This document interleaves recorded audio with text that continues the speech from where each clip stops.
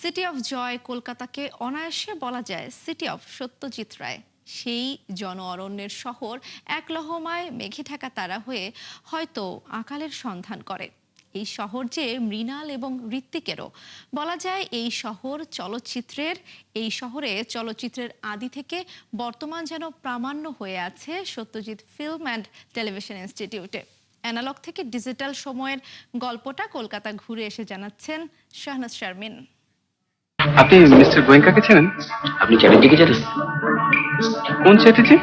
Which year did Tagore win the Nobel Prize? Which is the smallest state in the world? Which is the largest living creature? মহারাজ সত্যজিতের কলকাতা ট্রিলজির সবশেষ জন অরণ্যের এই অনবদ্য সিকোয়েন্সে রাস্তায় হোঁচট খাওয়া সোমনাথ যে বিষণ্ণতম শহরের ছবি আঁকেন, তার শুরুটা উচ্চশিক্ষার সন্ধানে অপরাজিত সিনেমায় ওপর উচ্চশিক্ষার জন্য শহরে আসার মধ্য দিয়ে। এরা নাকি একটা যুগান্তকারী বই বানাবে, তাতে হিরো হিরোইন, নাচা গানা, ভাব ভালোবাসা কিছুই নেই। আর ওই যে ভ্যাঙা তাইল গাছের মতন, হেইটা কে? ওটাই তো পালের গোদা। এই শহরই আবার ধরা দেয় মৃণাল সেনের কলকাতা ট্রিলজির বাঁকে বাঁকে, তার ক্যামেরার সাথে সাথে দর্শকের চোখ। চাবিটা রেখে দিন। চাবিটা ওর কাছেই থাকে, মানে আমার বাইরে যাওয়াটা তো ঠিক সেফ না। সেলুলয়েড সময় সেই অনবদ্য গাথা যে শহরকে বর্ণনা করেছে, সেই শহরেই সেলুলয়েডের অতীতটাকে ঠাঁই দিয়েছে। ভারতীয় সিনেমার ইতিহাসটাই যেন প্রামাণ্য হয়েছে এই Satyajit Ray film and television ইনস্টিটিউটে। চকচকে লেন্সগুলো যেন হাতছানি দিয়ে বলছে, আয় অতীতের পানে তাকাই। পরতে পরতে সিনেমার ফেলে আসা অতীত, অ্যানালগ যুগের দুর্লভ সব ক্যামেরা, আদিম লেন্স আর প্রজেক্টর।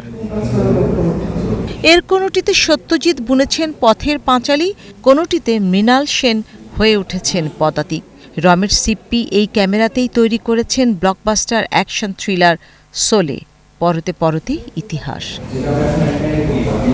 তবে এই ইতিহাস সংরক্ষণে ভাবনাটা ভারতীয় নিরীক্ষাধর্মী সিনেমা ও অ্যানিমেশনের অগ্রদূত প্রমোদ পতির। 1960 থেকে 70-এর দশকে ভারতের ফিল্মস ডিভিশনের প্রধান হিসেবে প্রামাণ্যচিত্র এবং পরীক্ষামূলক অ্যানিমেশনে ভারতীয় ভিজুয়াল স্টোরি টেলিংয়ের যুগান্তকারী পরিবর্তন এনেছিলেন প্রমোদ। তার ভাবনাকে সম্মান জানাতে ভারত সরকার 2024 সালে গড়ে তোলে এই সংগ্রহশালা। তারপর থেকে এটি চলচ্চিত্র প্রেমী ও গবেষকদের তীর্থভূমি।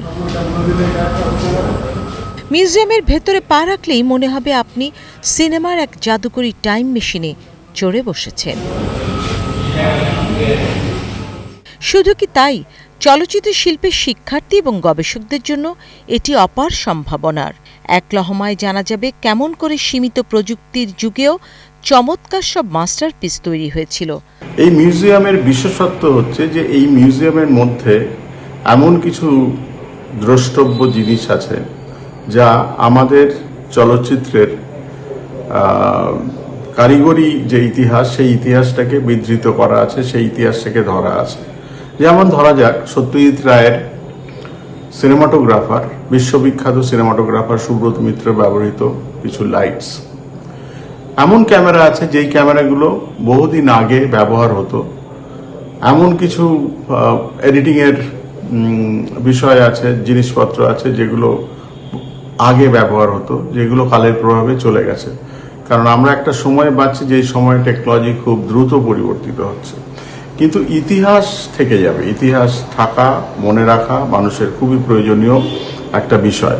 যারা শুধু সিনেমা প্রেমী নয়, যারা ছাত্র, যারা শিক্ষক, যারা গবেষণা করছেন সিনেমা নিয়ে, তাদের জন্য এই ধরনের মিউজিয়াম অত্যন্ত গুরুত্বপূর্ণ একটা সময়ের দলিল হিসেবে থেকে যাবে।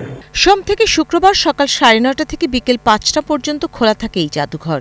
তবে জাতীয় শিক্ষা প্রতিষ্ঠানে ভেতরে হওয়ায় সাধারণ দর্শকদের এখানে প্রবেশের জন্য নিতে হয় পূর্ব অনুমতি।